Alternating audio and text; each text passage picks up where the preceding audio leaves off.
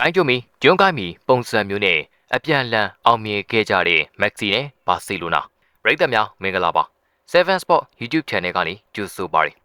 ေကစားသမားဘဝကိုအသင်းတစ်သင်းထဲမှာသာနှစ်ပေါင်းများစွာကစားခဲ့ကြပြီ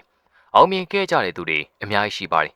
United မှာ Ryan Giggs Liverpool မှာ Steven Gerrard Roma မှာ Totti Bayern Munich မှာမူလာတိုလိုဆိုရင်ဒီစီရင်ထဲမှာဘာစီလိုနာကမက်ဆီကိုလည်းမပါမဖြစ်ထည့်သွင်းရမှာပါအသင်းတွင်ပေါင်းများစွာပေးဆက်ရင်အချိန်တစ်ခုကြာမှမက်ဆီနဲ့ဘာစီလိုနာတို့ဟာနှုတ်သဘောတူဂရီပါလမ်းခွဲခဲ့ကြတာဖြစ်ပါတယ်။ဘောလုံးလောကမှာအောင်မြင်ခဲ့ကြတဲ့ကစားသမားတွေဟာဒုနဲ့ဒီပါ။ဒါပေမဲ့အသင်းတစ်သင်းထဲမှာကစားရင်းနဲ့အသင်းလည်းအောင်မြင်အဲ့ဒီကစားသမားလေးအောင်မြင်ခဲ့တဲ့သူကိုပြပါဆိုရင်တော့မက်ဆီကိုသာညွှန်းဆိုရမှာပါ။ဒီလိုပြောလိုက်လို့ဂုတ်ကြီးရနယ်ဒိုရဲ့ဖန်တွေကဝေဖန်ကြမယ်ဆိုရင်ရနယ်ဒိုဟာအသင်းများစွာမှာကစားရင်အောင်မြင်ခဲ့တာဖြစ်လို့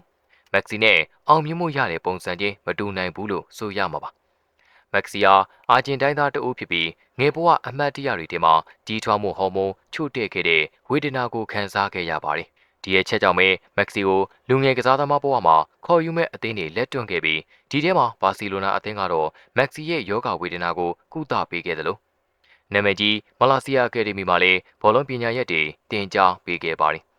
လီလာတွေ့ရှိချက်တွေရမက်ဆီယာအဲ့ဒီဝေဒနာကြောင့်လူကောင်မကြီးထွားတဲ့အခြေအနေတွေကိုရင်ဆိုင်ခဲ့ရပြီးမက်ဆီရဲ့အရက်ဟာ9ပေ9အမြင့်သာရှိခဲ့တာပါဒါပေမဲ့မက်ဆီတယောက်လာမာစီယာကိုရောက်ရှိခဲ့ပြီးတဲ့နောက်မှာဘောလုံးပညာရက်တွေကိုကောင်းစွာသင်ယူပြီးကမ္ဘာအကောင်းဆုံးဘောလုံးသမားတွေကတအူးဖြတ်လာဖို့အကြောင်းဖန်ခဲ့ပါတယ်အဲ့ဒီကနေတစ်ဆင့်ဘာစီလိုနာအရန်အသင်းကိုရောက်ရှိလာခဲ့ပြီး2004-2005ဘောလုံးရာသီမှာဘာစီလိုနာအသင်းကြီးထံရောက်ရှိလာခဲ့ပါတယ်အဲ့ဒီချိန်တုန်းကဘာစီလိုနာနီးပြဟာ Primary Cat ဖြစ်ပြီးသူ့ကိုပထမဆုံးဘောလုံးရာသီမှာစမ်းသပ်အသုံးပြုခဲ့ပါတယ်။ဤတူရိုနယ်ဒီညိုတီကိုဘူယိုစတဲ့ကစားသမားတွေနဲ့အသားကျနေပြီဖြစ်တဲ့ဘာစီလိုနာအသင်းမှာမက်ဆီနီယာတခုရဖို့ဆိုတာလွယ်ကူတဲ့ကိစ္စတခုတော့မဟုတ်ပါဘူး။ဒါပေမဲ့လည်းခေါင်းလေးဝင်ပေးပါဦးလက်လေးဝင်ပေးပါဦးကိုလေးဝင်ပေးပါဦးနဲ့မက်ဆီယာသူ့ခေတ်သူ့အခါကိုအချိန်စောလျင်စွာရောက်ရှိခဲ့ပါတယ်။ရှားပါဘောလုံးပါရမီအုံနောက်နဲ့ပြည့်စုံသူမက်ဆီကိုဘာစီလိုနာအသင်းတို့အသားကျဖို့အတွက်အချိန်များစွာပေးခဲ့ရခြင်းမရှိဘဲနှစ်နှစ်အတွင်းမှာပဲမက်ဆီယာဘာစီလိုနာအသင်းအတွက်သွင်းကိုများစွာသွင်းယူနိုင်ခဲ့ပါတယ်။မက်ဆီယာအဲ့ဒီကနေမှဘာစီလိုနာအသင်းအတွက်အဓိကကျတဲ့ကစားသမားတအုပ်ဖြစ်တီဂီတာကကစားဟန်ရဲ့ပေကန်ရှင်တွေဖြစ်ကြတဲ့ဇာဗီအီနီယစတာတို့နဲ့တူဘာစီလိုနာကိုကမ္ဘာအကောင်းဆုံးဘောလုံးသင်းဖြစ်ရက်တီနေအောင်ဆွမ်းဆောင်ပြခဲ့ပါတယ်။မက်ဆီယာဂိုးသင်းပါရမီပြည့်ဝတဲ့ကစားသမားတအုပ်ဖြစ်ပြီးပြက်ကလေးနဲ့တခုအတွင်းမှာပဲသွင်းကို60ကိုသွင်းယူနိုင်ခဲ့တဲ့သူပါ။ဒါဟာဘလိုဘောလုံးသမားတွေမှာလုံပြနိုင်ခြင်းမရှိခဲ့တဲ့အရေးသွေးမျိုးဖြစ်ပြီးမက်ဆီယာ2012ခုနှစ်တနှစ်တာတွင်ပွဲစဉ်ပေါင်း69ပွဲမှာသွင်းကိုပေါင်း60ကိုဂိုးဖန်တီမှု24ကြိမ်နဲ့ဟက်ထရစ်9ကြိမ်ထိရခဲ့ပါတယ်။အရင်ခေတ်ကစားသမားတွေထဲမှာဘရာဇီးကပီလီနဲ့အာဂျင်တီးနားကမာရာဒိုနာတို့ဟာခေတ်ပြိုင်ဘောလုံးသမားကြီးတွေဖြစ်ခဲ့ကြပြီးမက်ဆီယာလည်းတမိပေါင်တယောက်ထုံးပြီးတော့မာရာဒိုနာပြီးတဲ့နောက်အာဂျင်တိုင်းသားတွေရဲ့ဂုဏ်ကိုထိန်းသိမ်းခဲ့သူပါ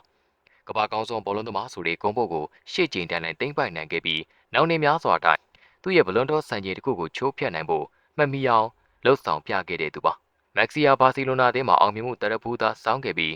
းဘာစီလိုနာအသင်းနဲ့တူကြာရှုံးကန်လုံးဝမရှိခဲ့တဲ့သူပါရှင်ပြိုင်ဘူးသမျှစူပလာအားလုံးကိုလည်းဘာစီလိုနာတက်စုကူပေးခဲ့ပူပြီးရာအားလုံးကိုလှုပ်ဆောင်ပြီးကမှဘာစီလိုနာအသင်းကိုဆုံးခွာခဲ့ပါတယ်ဘာစီလိုနာတဲ့ပွဲစဉ်ပေါင်း988ပွဲအထိပါဝင်ကစားခဲ့ပြီးသင်းကိုပေါင်း682ခုထိသွင်းယူခဲ့တဲ့မက်ဆီယာဘာစီလိုနာအသင်းမှာကြာရှုံးခဲ့ခြင်းလုံးဝမရှိတဲ့သူပါကစားသမားဘဝအစဆုံးမှာဘာစီလိုနာတသင်းထဲမှာကစားခဲ့ပြီးတစ်စာရှိသောကစားသမားဖြစ်တဲ့မက်ဆီနဲ့ဘာစီလိုနာလန်ခွဲဟာ2021ခုနှစ်မှာတော့စတင်အကြောင်းတွေကွဲလာခဲ့ရပါတယ်ဘာစီလိုနာအသင်းဟာကျွေးမီပေါင်းယူရို1ဘီလီယံကျော်ရှိခဲ့ပြီးဒီရာလာစာများစွာပေးချေခဲ့ရတဲ့မက်ဆီကိုစာချုပ်သေးချုပ်ဆိုဖို့မတက်တာခဲ့ပါဘူးကာယကံရှင်မက်ဆီကိုရန်ကဘာစီလိုနာကိုချစ်မြတ်လို့လာစာတော့ပဲယူမယ်ဆိုတာတော့လာလီဂါရဲ့တင်းကျပ်တဲ့စီးမင်းဥပဒေတွေကြောင့်မက်ဆီအနေနဲ့ဘာစီလိုနာကိုစွန့်ခွာခဲ့ရပါတယ်ဒီအတွက်လည်းသတင်းစာရှင်းလင်းပွဲမှာမက်ဆီပြောခဲ့တဲ့စကားက I didn't want to leave ဆိုတဲ့စကားနဲ့ပဲဘာစီလိုနာကိုနှုတ်ဆက်ခဲ့ပါတယ်ဘာစီလိုနာကိုစွန့်ခွာခဲ့ခြင်းမှာပြိုင်ဘက်အသင်းနဲ့လုံးဝရင်ဆိုင်လိုခြင်းမရှိတာကြောင့် PSG အသင်းကိုပြောင်းရွှေ့ခဲ့ပါတယ် PSG အသင်းနောက်မှာတော့မေဂျာလိဂ်လက်အင်တာမိုင်ယာမီအသင်းကိုပြောင်းရွှေ့ပြီးလက်ရှိချိန်ထိဒီအသင်းမှာပါဝင်ကစားခဲ့ပါတယ်ဘာစီလိုနာအတွက်မက်ဆီဆိုတာထာဝရတိုင်မေးလို့မရမယ့်ဂန္ဓဝင်တိုက်စစ်မှုတူဖြစ်တယ်လို့မက်ဆီရဲ့ဘောလုံးသမားဘဝမှတ်တရတွေထဲမှာလည်းဘာစီလိုနာအသင်းဟာထိပ်ဆုံးနေရာမှာရှိနေတယ်ဆိုတာသိကြပါ ကေဒါဆိုတော့ပရိသတ်တွေအတွက်ဒီတစ်ပတ်7 Sport ဖွဲသားတွေအတွက်တင်ဆက်ပေးခဲ့တာကဂိုင်းကျုံးမီကျွန်းကိုင်းမီပုံစံမျိုးနဲ့အပြန်လန်အောင်မြင်ခဲ့ကြတဲ့မက်ဆီနဲ့ဘာစီလိုနာဆိုတဲ့အကြောင်းအရာပါကြည့်ရှုအားပေးခဲ့ကြတဲ့ပရိသတ်တွေကလည်းမက်ဆီကိုဘယ်လိုစတင်တည်ခဲ့တာလဲမက်ဆီကိုဘယ်လောက်ထိကြိုက်နေတက်ခဲ့လဲဆိုတော့ကိုမန်ပီကဝေယံဆွေးနွေးနေပါတယ်ကျွန်တော်တို့ရဲ့7 Sport YouTube Channel ကို Subscribe လုပ်ထားခြင်းအားဖြင့်လည်းဘောလုံးအားကစားနည်းနဲ့ပတ်သက်တဲ့ဗဟုသုတများစွာရရှိစေမှာပါကြည့်ရှုပေးတဲ့အတွက်အားလုံးကိုကျေးဇူးများတင်ပါတယ်